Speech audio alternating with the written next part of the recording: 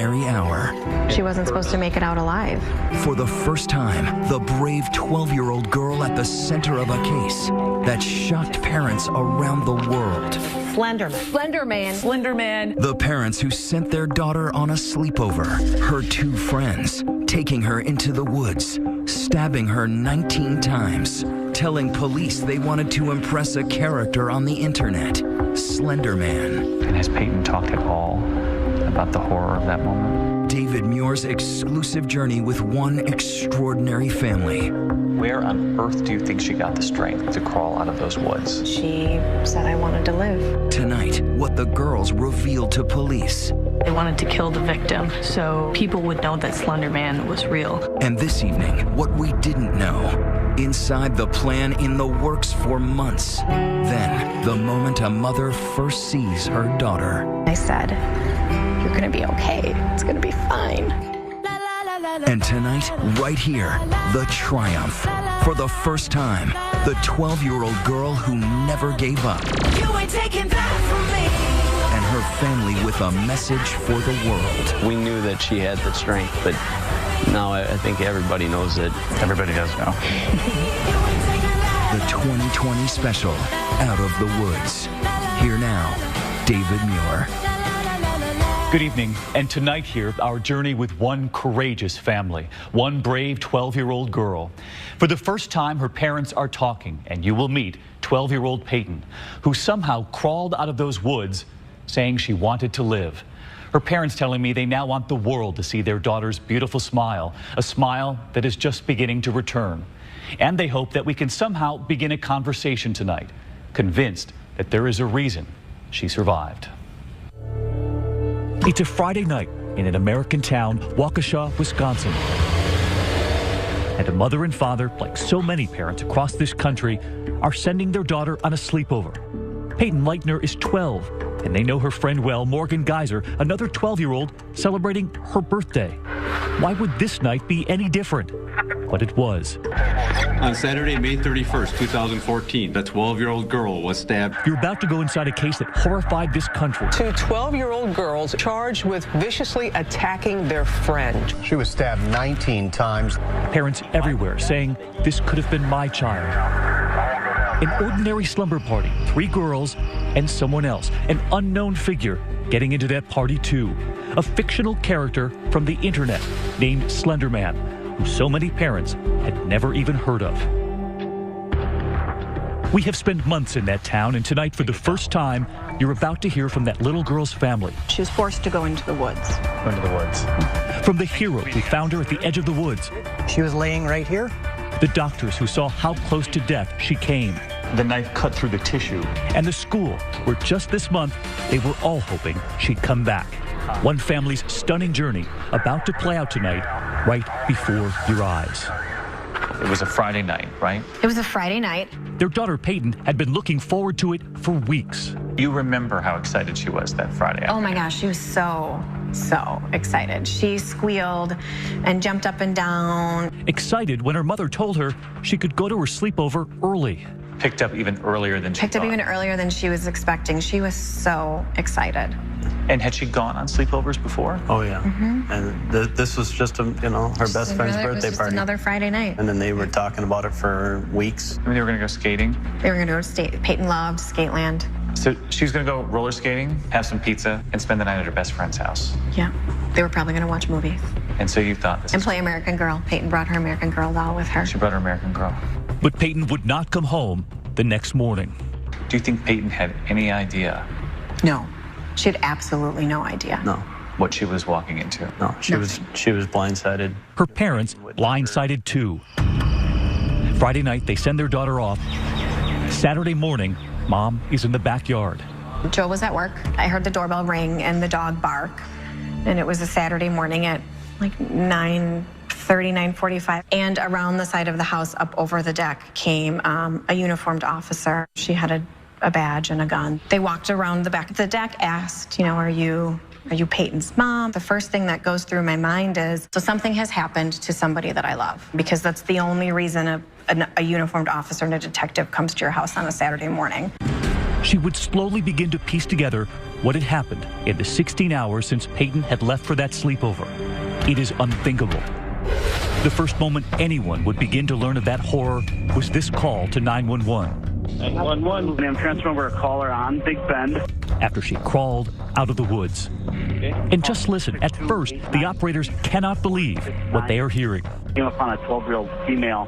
She appears to be stabbed. She appears to be what? Stabbed. Stabbed? Correct. Greg Steinberg was riding his bike that morning on a path that had actually been chained off. It was pure chance that he came this way. Sir, are you with her right now? Yes. Is she awake? She's awake. Is there any bleeding going on? Her clothing has got blood on it. Okay, and you found her and she was just laying there? Yeah. Paramedics racing to the scene, and listen, the operator is still fearing that that 12-year-old could be in danger. Is there any assailant around? I don't see anybody. And let me know immediately if you see anything else suspicious in the area, car or person, anything. Keep your eyes open. On that call, you can actually hear Greg comforting Peyton. Somebody's coming. Who did that to you? And you were biking by and she says to you what? Could you help me, please? I've been stabbed multiple times. I quick got out my cell phone. I was shaking and dialed 911. I just stayed with the 911 operator, and I offered her water because I had a water bottle on my bike. The other thing she said was she's having trouble breathing. And she's right here laying on the grass. Mm-hmm. But you had no idea how many times she'd actually been stabbed. Unaware how many times, unaware who did this to her. He watches as the ambulance rushes her away, the hospital less than 4 miles away from that path.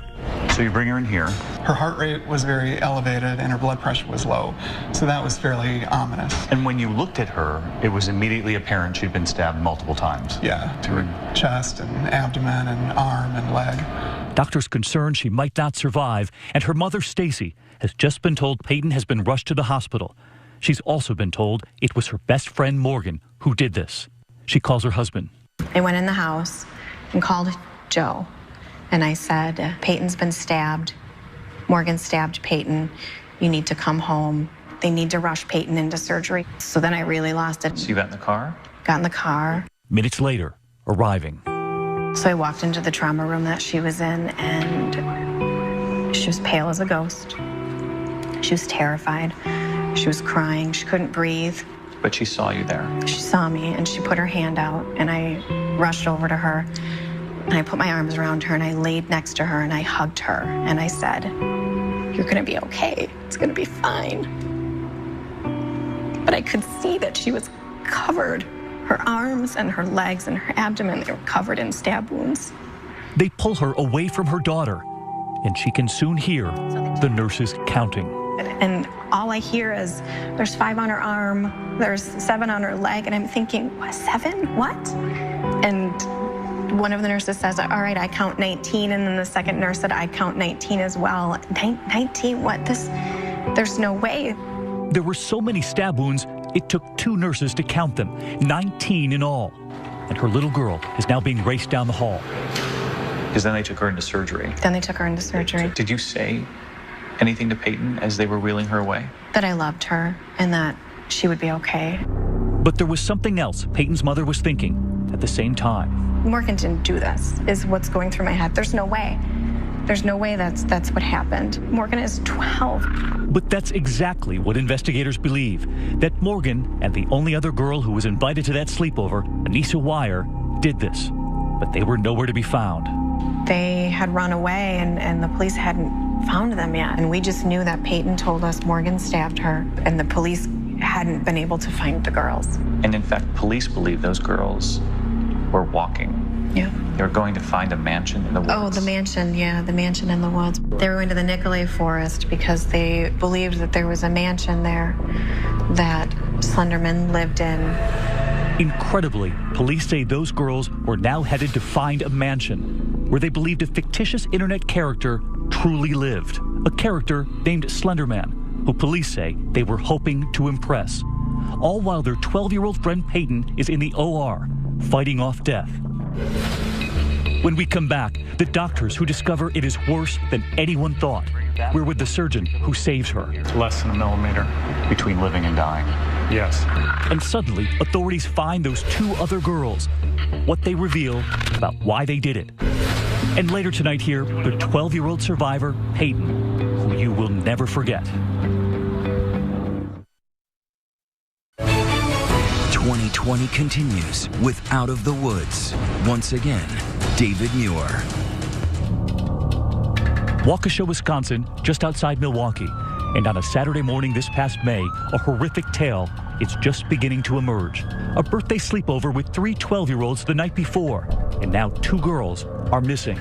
The other, Peyton Leitner, has somehow crawled out of the woods, covered in stab wounds, 19 of them. She's now being wheeled into the operating room, having just told her mother her friends did this to her. Outside that hospital, in that town, a major search by ground. These are the woods where the stabbing Police are still on the scene here. The frantic search for the 2 missing, Morgan Geyser and Anissa Wire. 2 12-year-old girls stabbing their friend nearly to death is unimaginable anytime, but especially for a safe community like the city of Waukesha. So unimaginable that even the brother of one of those missing girls at first confused, fearing for her safety too, showing reporters photos of his sister, asking, have you seen her? That's her, that's Anissa. She's been missing for I don't know how long now. But the horrifying truth, even for him, the reason they're searching is about to set in. We're not entirely sure. We have absolutely no idea what's happened to my younger sister. While back at the hospital, the surgeon, John Kellerman, is about to discover just how much damage has been done. You'll never forget the moment she came in? No. The coronary artery is He tells me about one of the stab wounds to the heart. The knife came directly down at this point where this large branch was coming off of this major artery and cut through the tissue overlying it so that the vessels were totally exposed by this injury. The knife cut through the tissue, but not the artery itself. Exactly. The knife stopped at the wall of the artery. And had it not? Had it not, she would have had a major heart attack from the amount of bleeding and probably died within a minute or 2. That close to death, but they were now saving her life. While the hunt for the other 2 girls is in high gear, every agency in the area searching. We had the Waukesha County Sheriff's Department, the City of Waukesha Police Department, New Berlin Police Department, City of Waukesha Fire Department, and Flight for Life, all scouring that area. Then, nearly 5 hours after Peyton crawled out of those woods, the 2 other girls are found. They were right here along Interstate 94, heading out of Waukesha. A knife with a 5-inch blade found in one of the girls' bags. Police Chief Russell Jack takes us back to the spot. Both suspects had blood on their clothes. The knife from the stabbing was located in the backpack that was in the possession of the 2 suspects. Police say they were carrying clothes, granola bars, water bottles. One of the girls carrying a picture of her mother and father and siblings. She wanted to remember what they looked like after leaving her town for that imaginary mansion in the woods. Neither girl puts up a fight. Taken into custody, they would soon be questioned, just as the other 12-year-old, so excited about that sleepover, is coming out of surgery. So 6 hours, your little girl is in the OR. And when that surgeon comes out, what did he reveal? He said, so we had to crack her chest. It was awful to hear that she had to go through that. How close do you think she was to losing her? If the knife had gone the width of a human hair further, she wouldn't have lived. A human hair. What is that, a millimeter? Less than a millimeter. Between living and dying. Yes. Where on earth do you think she got the strength to crawl out of those woods? Well, we asked her, and she said, I wanted to live. She said she wanted to live. She knew that if she couldn't get out of the woods, that she wasn't going to live. And as investigators prepare to question those 2 girls about what happened in the woods, 2 parents were about to ask their daughter what happened too. At first, Peyton couldn't talk, writing to communicate. Do you remember the first message she wrote? I want to go home. I want to go home. When can I go home? And has Peyton talked at all about the horror of that moment? She told me she was scared. But the first time I asked her what she remembered about what happened, she said, all I remember is the pain. The pain. And they would reveal to me there was something else she asked. Did they get them? We told her they were found and the police have them.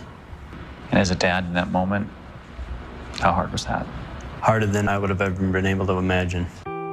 This is my little girl who's laying there, and the only thing that I could tell her at the time to make her feel better was that the police have them and she was safe with us. His daughter terrified of the two girls who were her friends. How well did you know these two other girls? It was Peyton's best friend. There was no question in your mind that they were best friends. They were best friends since about fourth grade. Fourth grade is when we met Morgan for the first time. They say Peyton would talk to Morgan every night on the phone. Were there ever any red flags? They would have little arguments, but every 12-year-old girl has little arguments. The other 12-year-old, Anissa Weier, they had not met, but they say Peyton knew her from school. And as Joe and Stacy reassure their daughter that the girls have been found, police now begin to ask the questions. What did they do to their friend? And even more disturbing, why did they do it? Both of them were very forthcoming in telling their version of the story and the details. When we come back, the bone-chilling plan emerges. The two 12-year-olds telling police they were plotting for months. The plan was to murder her. She wasn't supposed to make it out alive. And where were they going next? That fictional mansion. And who were they hoping to find? They told police they wanted to kill the victim, so people would know that Slender Man was real. Who is this mysterious fictional character born on the internet? And what those girls told police about why they did this when we come back. Out of the Woods continues. Once again, David Muir. 12-year-old Peyton Leitner now out of surgery and in her hospital bed, still unable to talk, writing messages to her parents instead, asking, did they get them? And across town at the Waukesha Police Department, they had. The two other friends at that sleepover now answering questions of their own. Ellen Gabler is a reporter at the Milwaukee Journal-Sentinel. She has followed this case closely. The thing that was the most surprising and shocking to me was how planned out this whole thing was. The portrait they paint even before those woods is chilling. A plot they tell police that was in the works for months. You can't believe this is actually 12-year-olds, especially 12-year-old girls. They tell police they committed this crime in part out of their devotion to a character they discovered on the internet, Slender Man. A tall, faceless, mysterious figure, a fictional character who lurks in the background, sometimes peering over the shoulders of children. The story of Slender Man changing, evolving all the time, with help from fans all over the world, adding to the story online, giving this fictional character new life every day. You have said that Slender Man is the boogeyman of this digital generation. He is the thing that we fear that we don't actually encounter, right? So we check under our beds for the Slender Man, but he's, not actually there. Not there because he doesn't exist. But listen to what these two girls begin to tell police. Anissa Weier revealing to investigators it was Morgan's idea to kill Peyton, to prove themselves, quote, worthy to Slender Man.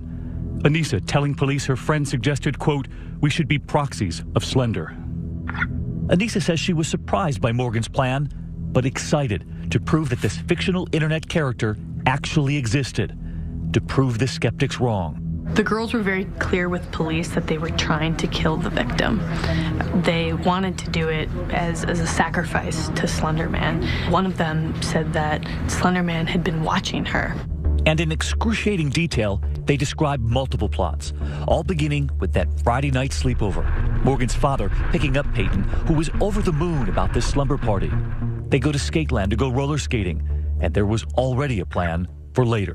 They went to Skateland that night, and they went skating, and they had originally planned to kill their friend that night in Morgan's house. Peyton's own parents now aware of what those girls have told police.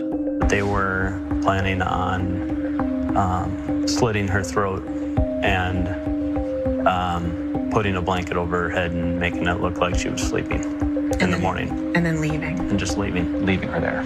But for some reason, at that moment, the girls changed their minds. She wouldn't be here right now. If they had waited until 2 o'clock in the morning and done this overnight, she wouldn't have been found for hours. So the next morning comes, and they change the plan. Mm-hmm. The plan is now to go to the park, into a park bathroom? Yeah. They brought her here to the park on Saturday morning to kill her in this bathroom. Their big concern was finding a drain for the blood to go down, not the fact that they were going to stab and kill somebody. As they leave Morgan's house for the park, Anissa tells police Morgan lifts up her white jacket, the knife tucked in her waistband, and Anissa tells police, quote, "I thought, dear God, this was really happening." But once inside that park bathroom, something happens between the girls, now hatching their second plot. There was a back and forth between Morgan and Anissa about who was going to stab the girl. Both of them chickened out, essentially, and said that they told police they couldn't do it. So for the second time, the plan to kill her didn't work out. But there would be one more plan. The girls leave that bathroom and walk down a nearby road to the woods. Peyton's parents take me there, revealing to me what their little girl told them. They got to the park and they told her they wanted to play hide and seek in the woods. And she told me she didn't want to go. She sensed it. Yeah, she did say she was forced to go. To play hide and seek. She was forced to go into the woods. In fact, the girls tell police about that game of hide and seek. And Morgan was the first seeker, and so Anissa and the victim were hiding. Anissa told her to lay down in the dirt, and she didn't want to. Anissa tells police she sits on Peyton and that Peyton says to her, "I can't breathe." Anissa tells investigators she was thinking, if I sat on her, Morgan could then stab her. But she tells police they both fear Peyton's screaming will draw attention. Anissa gets up. In that moment, they were passing the knife back and forth because they were having second thoughts, even in that moment. At that point, one girl says to the other, just go crazy. Yeah. A short time later, Anissa tells police Morgan takes the knife, turns to her friend and says, "I'm not going to until you tell me to." Anissa says she then told Morgan to, quote, "go ballistic, go crazy." Peyton is stabbed 19 times, stumbling, trying to get up. Anissa told police that after they had stabbed her, she yelled, "I hate you, I trusted you." The suspects were getting worried that somebody would hear her, and so they told her to lay down, and they said that she wouldn't lose blood as quickly. The two girls tell police they signaled to Peyton they would get her help, but they had no plan to. They would leave her right there. And has Peyton talked at all about the horror of that moment? We asked her what she remembered about what happened, and she said she remembered everything. Everything. Her friends at that sleepover asked by police how they felt about what they did. Anissa seemed most torn. She said, according to police, the bad part of me wanted her to die. The good part of me wanted her to live. When you hear that?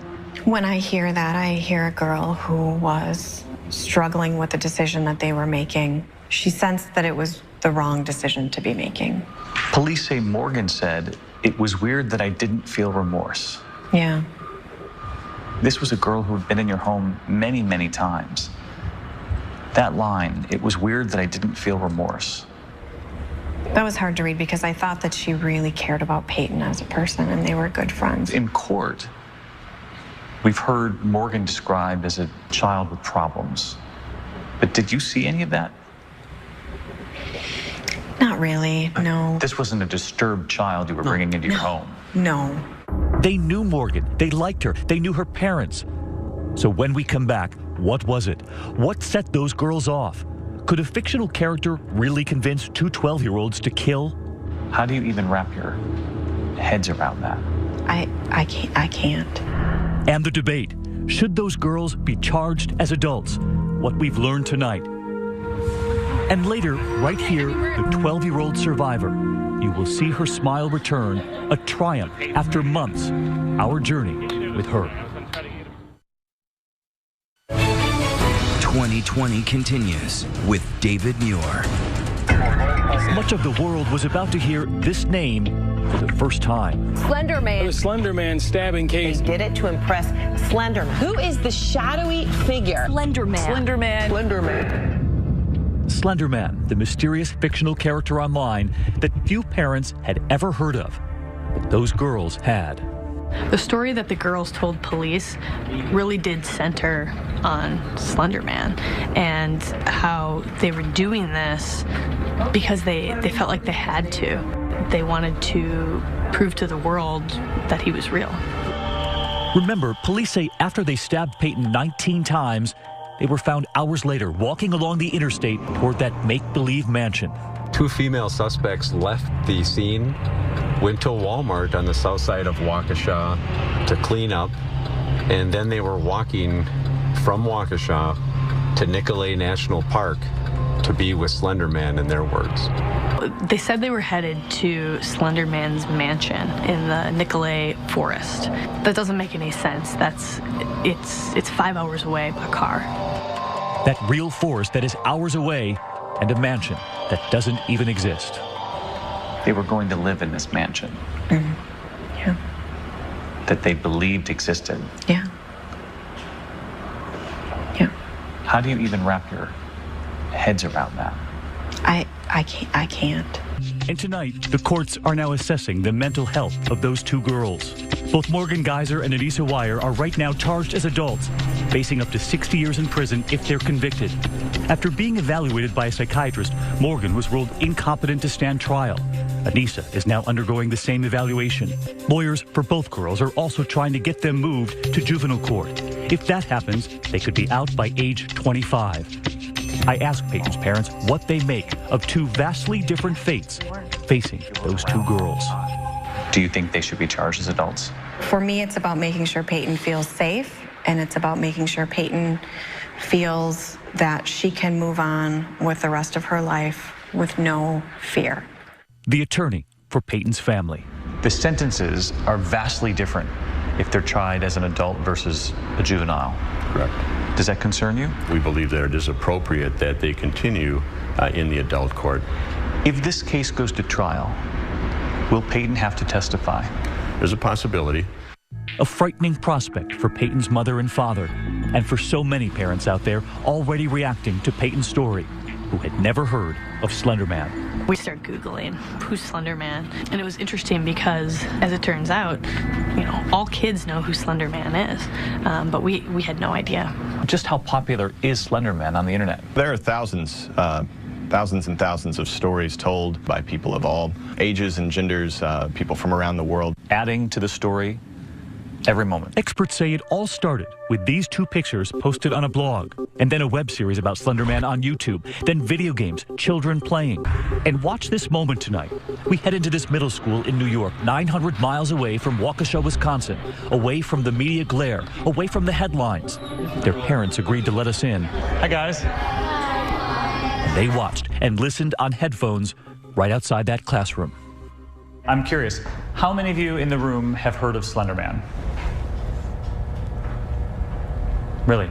Yeah. All of you but one. And just listen to all of the different ways that these children, all the same age as Peyton and those girls, discovered Slender Man 2. I played a game on the iPad, but he's not real. He's not real? At least I don't think so. This kid at my old school, he was playing it during computer class, and I was like, what is that? And he answered Slender Man. So you saw it actually in school? Yeah. So you first found out about Slender Man on Instagram? Yeah. My friend showed me the game online. I just saw the game and I clicked on it. So do you tell your parents before you download an app, or do you think you downloaded it on your own? No, I downloaded it on my own. So you've seen him before? Well, I've never seen him in person, but yes, I've seen him. Where? On the internet. How many of you wondered, is this real or is this fake? How many of you knew about Slender Man before your parents? And we had one last question. How many of you tell your parents everything you look up on the internet? And outside in that hallway, the parents. Nearly everyone in that class said that they knew long before any of their parents. Did that surprise you? I feel like they know things way before we do. What surprised me is the range of technology that they use. So they're using Instagram and they're using, texting and email. And as parents, we've been thrown to the wild, wild west with the internet and with social media. A wild west Peyton's family, sadly, was thrown into. And tonight here, one more thing we would discover during our journey with Peyton's family, her brother Caden there getting a kiss from mom. Peyton had actually asked her parents about Slender Man, before any of this ever happened. Had Peyton ever mentioned Slender Man? To me, she had. Morgan had been talking with her about Slender Man, and she would email links to different Slender Man stories that Morgan thought were, really cool. And Peyton was terrified of them. So she came to me one night and explained to me what was going on and how scared she was. And I just told her if Morgan was a good friend, tell her that this scares you and that you want her to stop sending them. Did Peyton know, though, that this was a fictional character?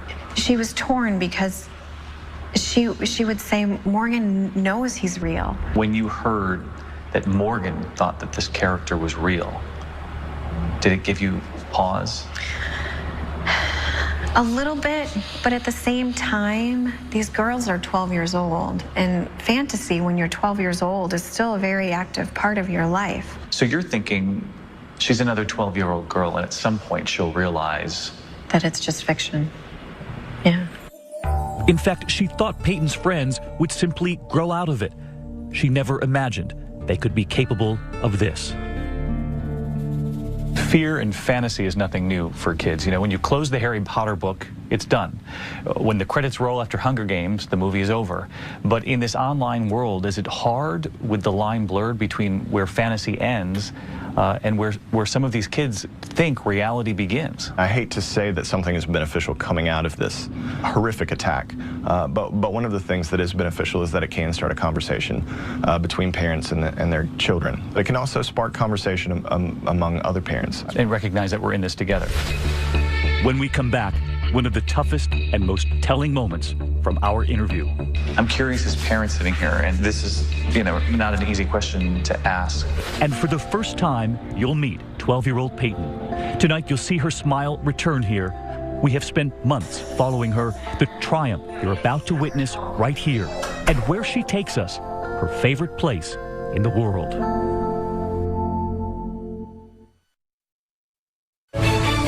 2020 continues with Out of the Woods. Once again, David Muir. I get down on one knee and just pray for her. Tonight, nearly 4 months to the day since 12-year-old Peyton crawled out of those woods, a brave family with the strength to look back and somehow still be grateful for the way it all played out. The parents telling me they're grateful those girls didn't strike that first night in the bedroom or the next day in that park bathroom, because they say there would have been no one to help. Instead, grateful for that hero who just happened to take that path, finding their little girl. The fact that he was coming down this way is just unbelievable at that moment. There's too many pieces that saved her life. We were with them as they thanked him, hugging the man who called 911 for their daughter. Thank you. They're grateful to the paramedics, to the hospital minutes away, to the surgeon who discovered the biggest danger, that one stab wound, just a hair from that artery in her heart. I think she is a very strong girl, and she's very fortunate to come through something of this magnitude. Everybody did what they had to do at the precise moment to bring her home. Yeah. That's how we're seeing it. Yep. Bringing her home and determined to bring her back to school. The principal telling me they're ready for Peyton as soon as she's ready. You're determined to welcome this girl back. Absolutely. She wants to come back here. We want to welcome her. We want to make it as comfortable as possible for her. Uh-oh. That's true. And tonight, for the first time, Peyton. I'm working on it. In the one place that now makes her smile the most, the animal shelter not far from her home. This is the place to come. The kittens needing a home. She shows me her favorites, and there are too many to count. And on this day, she pulls out her phone, the Katy Perry concert she'd been to the night before. Those lyrics not lost on us. They're going to hear me roar.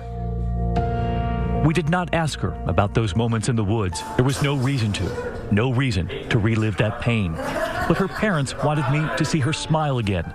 The smile they feared they'd lost. And she has the most beautiful smile. Did that disappear? Yeah. For a little while. And we see peaks of it every once in a while.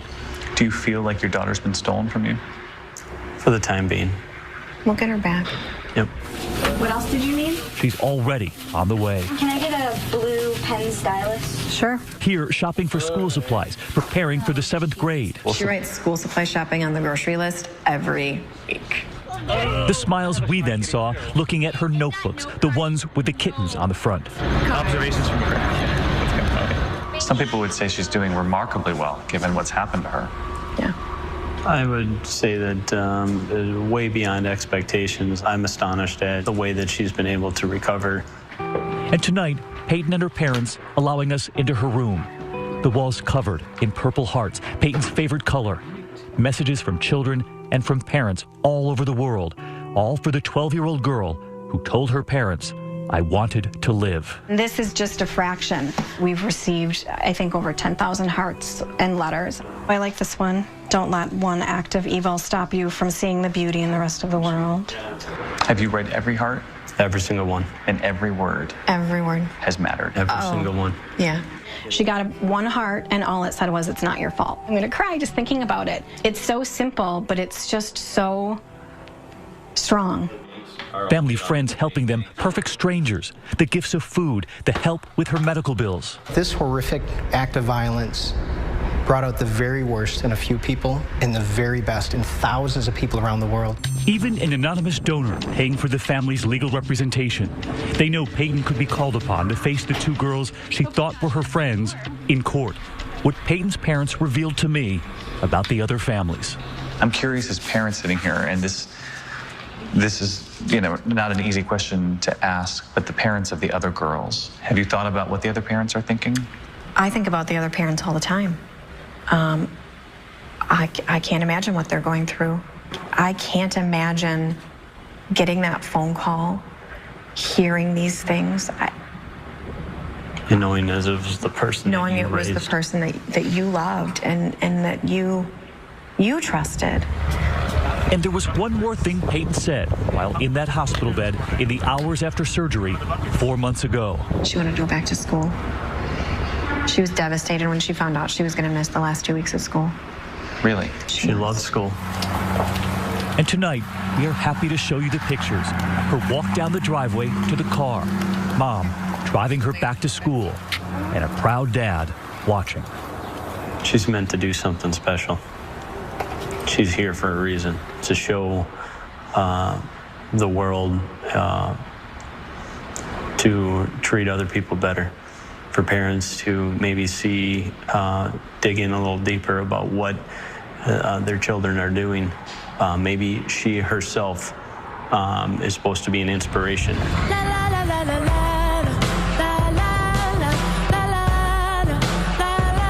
She already is. Remember those kids in that classroom 900 miles away? They have a message for Peyton tonight. She's really brave and strong. You're a hero. She's amazing.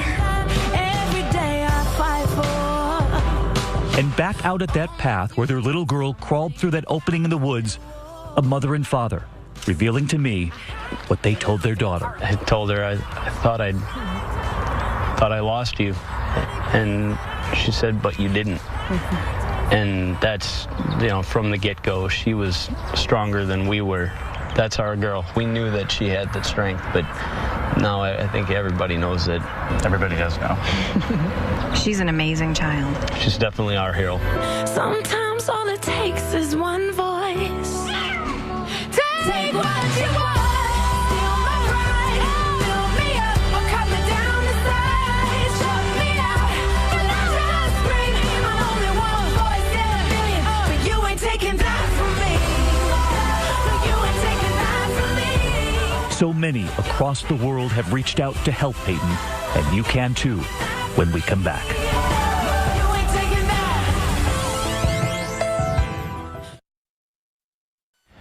We were struck by the quiet strength of Peyton, just 12 years old, her parents telling me they want to thank families all over the world. The kindness of strangers, thousands of hearts sent to them with messages of hope. So many of you have already asked how you can help Peyton, and she has a long road ahead of her. You can learn more about Hearts for Healing at our website, abcnews.com, and just click on 2020.